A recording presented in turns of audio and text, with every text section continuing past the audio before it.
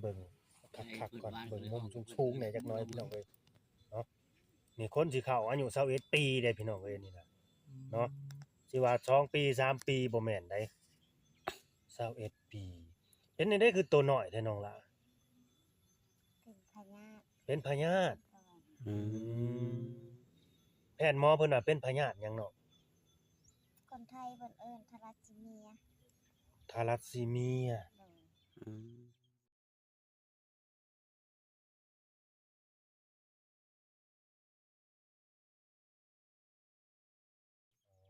อันนี้คือโรคคนไทยเพิ่นเอิ้นทาลัสซีเมียเนาะคนลาวเฮาเพิ่นเอิ้นว่าจังไดนี่เป็นม้ามใหญ่ม้ามใหญ่ม้ามใหญ่ม้ามกินเลือดม้ามกินเลือดอืมอันนี้สิว่าโรคคนรวยก็แม่นเด้เนาะเพราะว่าอาการแบบนี้มันต้องได้ไปเติมเลือดใส่เลือดตลอดแม่นบ่ยาได้กินอยู่บ่ก็ได้กินอยู่แล้วก็ซักอืมทางกินทั้งซักน้องชื่อว่าจังไดน้องหยังน้องเวิร์นน้องเวิร์นอืมน้องเวิร์นนี่มีพี่น้องจักคนมีผู้เดียวเป็นลูกผู้เดียวลูกชายอันนี้ลูกกุ๊กอ๋อมีน้องชายผู้นึงมีน้องอีกผู้นึงแสดงว่ามีพี่น้องกัน2คนเท่านั้นอ๋อ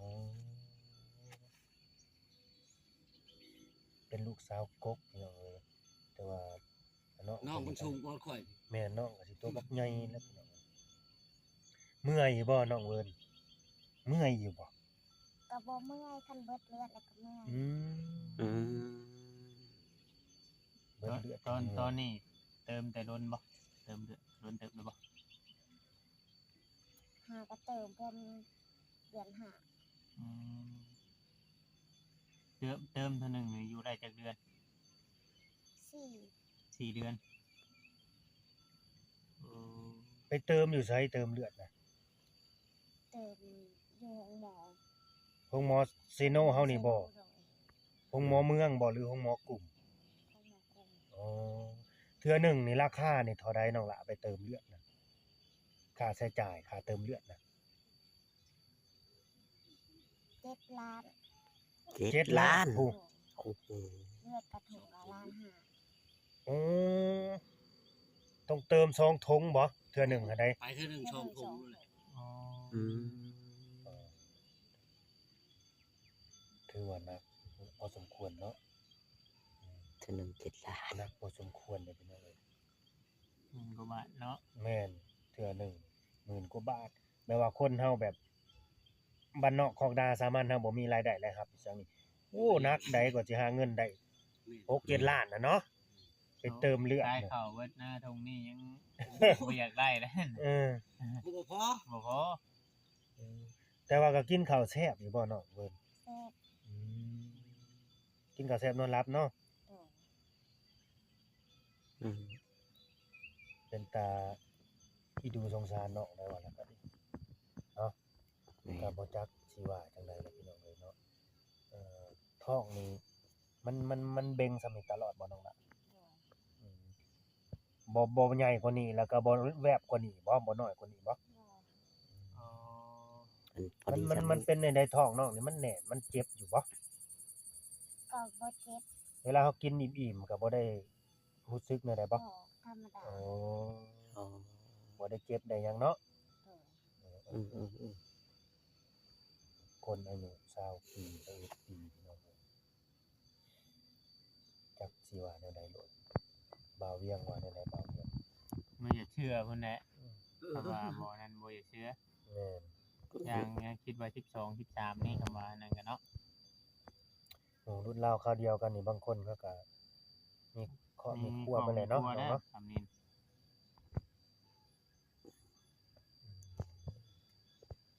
เลือดก็ไปเติมแต่ว่า4 เดือนไปเติมเทื่อหนึงเนาะ4 เดือนไปเติมพ่อแม่หาเงินได้จังมีเงินมีคำไปเติมเดือนให้เนาะก็หารับจ้างดำนาหาหน่อไม้หาเฮ็ดขายหาทุกอย่างว่าง่ายๆจ้ะทุกอย่างที่มีงานเนาะ น้องก็ไปหาได้อยู่บ่หาเฮ็ดหาหน่อไม้ ได้อยู่ พอไปได้เนาะ โดย บัดเมื่อยมาแห้งๆได้เฮ็ดหยังได้ซะ บ่เมื่อยกับเวลาอันบ่เบิดเลือดก็ไปโพกก็ อ๋อพอไปได้เนาะ โดย ว่าง่ายๆว่าถ้าว่ามีเลือดมันยังเขาเติมมาใส่นี่ไปได้บ่มือ แม่นแม่น ปกติเนาะ แต่ว่าโลกาดำหน้านี่บ่ได้บ่ ได้อยู่ ได้อยู่เนาะถ้าสิเฮ็ดคือคนนั้นเก่าแก่แห้งปกติก็บ่ได้แหล้วเนาะเฮ็ดจำเรือเฮาหั่นแหละ เพ เนาะ ราะว่าคนนั้นที่ว่าขาดเลือดนี่ถ้าว่าเฮาไปเฮ็ดเวียกนั่งเวียกหยังนี่เลือดแห้งสิเบิดไวได้เพิ่นบอกนี่ มันเมื่อยเนาะ แม่ อย่ามันสุดไว้เนาะ มันสุด แห้งสุดไวแห้งเบิดไว ต้องเติมวันนี้สิไปเติมเดือนละอีกบัดนี้ กับมื้อได้เงินแล้ว อ๋อได้เงินได้คำอย่างไรได้เติมอีก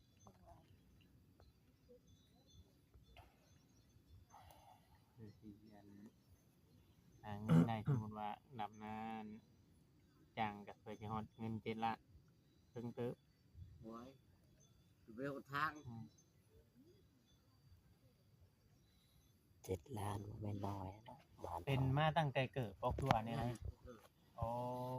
นี่เขาพาไปห้องหมออยู่ขมวนอยู่ตะแขกนี่นะหมอตะแขกไปพัวพันแบบว่าสิพาตัดนี่นะเพิ่นเอาปาดบ่ได้ อื อ ม อกงานมาแล้วก็ไปพาดมานี่ ข้ามฟากเลย ฮะ ข้ามธาตุพนมพุ่นเลย แม่นไปเพิ่นก็ว่าได้แต่ว่าเพิ่นต้องชงไปแถวบุญพุ่นนะ โอ้ เพราะเราต้องพ่อแม่ต้องใจทำใจได้เลยว่าจัง50 แม่น เพิ่นว่าไปได้ อืม เป็นแบบน้องพิมพ์บ่ ๆทำนองนั้นแบบ ถ้าเกิดว่าได้ไปหับการรักษาหรือว่าผ่าตัดน้องนี่ทางแพทย์หมอว่าอาการ50 50 แม่น อืม ก็ปกติแม่นบ่ ปกติ น้ำหนักก็ปกติเนาะก็สิมาเป็นช่วงแบบสิมาฮู้ว่ามาฮู้ตอนน้องอายุจักปีว่าเป็นแบ ป บ ระมาณว่าปีหนึงหรือก็กลัวานี่ โอ้ ปีกลัว แสดงว่าน้องนี่เพิ่นก็สู้ซนกับมัน ๆโลกนี่เนาะ พญาธิที่เป็นอยู่นี่มาก็หลายปีแล้วทั้งพ่อแม่แหละเนาะ สู้มานำกัน แล้วจิมอเช้าจิมอเช้าเอ็ดเลยนี่ แม่น แต่อยังน้อยก็แบบเดืองได้บ่ เรื่องแบบ อ๋อ คือคนบ่มีเหือมีแห้งอีกนะ อืม ไปใช้ก็ได้อุ้มได้อองไปเพิ่นน่ะ เลือดนี่เด้เริ่มมาเติมเลือดเขาเลือดนี่เริ่มแต่อายู่จักปี เติมเลือดให้น้องนี่ ประมาณว่า8 ปี อ๋อ เติม ก็เติมมาตลอดเลย เติมตลอดเลยบัดนี้ แบบบางไม้บางอย่างก็กินปกติอยู่บ่ล่ะ ปกติ อืม กินได้ปกติเนาะ ทุกอย่างกินได้ปกติ คือของใดที่เฮามักของใดที่มันแซ่บก็กินได้เบิดเนาะบ่ได้คลำหยังนอกจากไปเติมเลือดแล้วแพทย์หมอเพิ่นก็ให้ให้ยายังมากินประจำอยู่บ่ บ่มีแต่ซื้อบำรุงกินเอง อ๋อบำรุงกินเอง น้องมักกินหยังมากที่สุดของกินเนี่ยน้องเวิร์นของมักน้องน่ะมักอิหยังหลายกว่าหมู่มักกินหั่นนะเพราะบ่ได้เผื่อว่ามีแบบผู้หลักผู้ใหญ่เด้เพิ่นมีต้นสงสารนั่นนี่นะอยากให้น้องได้อยู่ได้กินแนวแซ่บๆนั่นนี่น้องเบาอย่าง แม่ บอกเพิ่นเลย น้องมักอีหยังของที่น้องมักกินหั่นนะ กองกินกับข้าวมีแต่ชิ้นแห้ง โอ้ จีนแห้ง โอเคครับนี่แต่ชิ้นแห้งเออ อืม มากินชิ้นแห้งกับข้าวของกินกับข้าวก็ได้น้องเวิร์นเมื่อยอยู่บ่ท้ออยู่บ่ที่เป็นแบบนี้บ่ท้อเนาะอยากแบบอยากเป็นอยากช่วงอยากเศร้าคือคนปกติอยู่บ่น้องล่ะ อยากเศร้า ขออนุญาตเนาะ FC อะไรถ้าเฮาเอาไปแบบมันบางทีแบบกระทบกระทั่งนะ แม่น ก็คือตามความรู้สึกของน้องนะก็เชื่อว่าน้องเพิ่นก็อยากเศร้าอยากเป็นคือคนอื่นเขาปกตินั่นแหละป่านนี้คือสิได้ลูกได้ผัวแหละเนาะถ้าเป็นแบบนั้นเนาะเป็นเอาไว้จักบ่จักแนวสิเว้าเนาะก็เด้อันนี้ก็แล้วแต่ผู้หลักผู้ใหญ่เพิ่นนั่นแหละพี่น้องจะขอความช่วยเหลือนำเนาะถ้าเกิดผู้ใดเขาเอาเบิ่งมาชม แม่น น้องก็ถ้าว่ารักษาอยู่บ้านเฮานี่บ่ได้ดอกนอกจากไปไทยอย่างเดียว แม่น รักษาอยู่ฝั่งไทย แต่ก็ต้องใช้งบประมาณแน่ บ่ได้อยู่ลาวเขาอยู่บ่ได้ถ้าไปไทยนี่มีสิทธิ์อยู่ครับแต่ว่าราคาหลักแปดลงมา อืม น้องแสนนะ อืม หมอกุ้มกันถามหมอใหญ่เพิ่นก่อนเพิ่นเอาเฮ็ดบ่ได้หมอใหญ่เพิ่นเด้ โอ้ยง่ายว่าอยู่ไทยน่ะมันเคยมีหลายคนแล้วไปได้เช่าเนาะ แม่น เช่าแบบว่าท้องไข่กูนี่ท้องใหญ่กูนี่ แม่น ยังเช่าหั่นนะเนาะ แม่น จะเป็นในเคสอันของสาวพิมพ์นี่ก็ยังเช่าเนาะบ่ล่ะ แม่น เองท้องเฮงใหญ่แล้วอันน่ะอันแต่ว่า เลือ ใช้ ดก็หายากอีก ใช้งบประมาณหลาย แม่น น้องเพิ่นใช้เลือดกรุ๊ปเนี่ย AB กรุ๊ป AB เออ กรุ๊ปหา เอ๋ ยาก A บ่ A ตัวเดียวเนาะ โดย บ่มี B เนาะกรุ๊ป A พี่น้องเอ้ยน้องใส่กรุ๊ป A แม่น 4 เดือนไปเติม2เทื่อ2ถุงเนาะ 4 เดือน2ถุง 2ถุง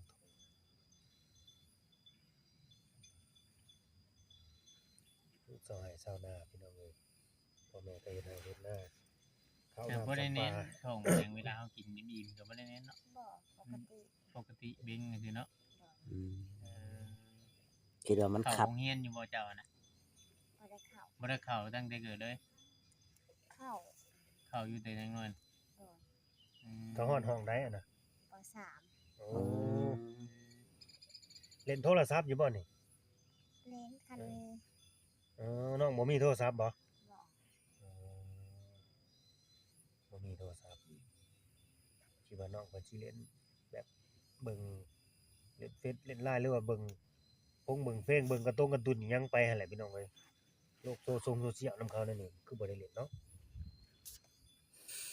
แต่ว่าร่างกายนี่คือแบบ มันบ่มีหยังที่ว่าแนวใดพี่น้องเขาเรียกว่า ที่มันสิคือคนปกติหันนะแบบ มันบ่ใหญ่เลยหันนะประเภทเซลล์โทษเด้อน้องก็แบบอันเป็นคือผู้หญิงก็เป็นอยู่บ่นี่เป็นเลือดเป็นหยังน่ะบ่เป็นเลยแม่นบ่บ่มันจะออก มีเนาะ ดัง ถ้าแบบไปเติมเลือดนี่เติมแล้วมันสิออกของดังได้บัด อืม อืม ออกไปชั่วโมงก็บ่ได้หยุด อืม อาจสิเป็นแบบนั้นแบบว่าคือผู้หญิงแบบเขาถ่ายเลือดถ่ายอย่างนั้นนะแบบสิออกของดัง คือเป็นอย่างนั้น อัน เนาะ ออกเป็นช่วงที่ว่าในระยะเฮาไปเติมนี่บ่ แม่น อ๋อ เอาเทื่อมาเอาเทื่อแล้วก็มาออกอีก อืม อาจสิตู้เบิดแพ็ค2แพ็คก็ยังบ่เช้า อ๋อ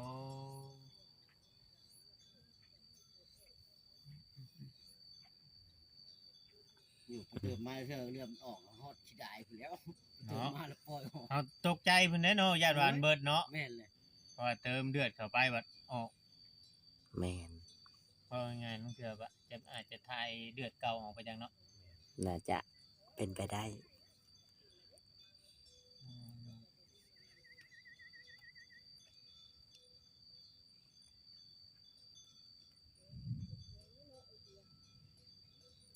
ถ้ากันนะคนสิตกบ่เนาะ